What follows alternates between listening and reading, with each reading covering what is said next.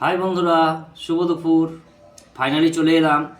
আমরা যে আগের ভিডিওতে দেখিয়েছি রান্না চলছিল, তো আমাদের আজকে হয়েছে সাদা ভাত ঝুরঝুরে, তার সঙ্গে আছে লঙ্কা, তার সঙ্গে আছে কাঁচা পেঁয়াজ, আর এটা হচ্ছে বেথুয়ার শাক, যেটা হয়েছে সিম বেগুন এবং আলু দিয়ে।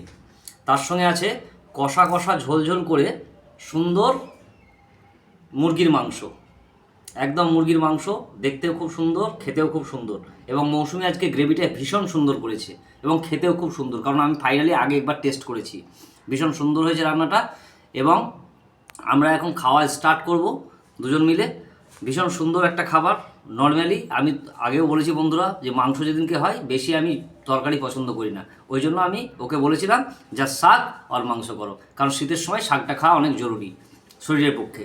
এই জন্য এখন শীতের সময় অনেক রকম শাক পাওয়া যায়, যেমন বেথুয়ার শাক, তার পালং শাক, বিভিন্ন রকম শাক পাওয়া যায়, যেটা খেতে আমাদের খুব ভীষণ ভালো লাগে।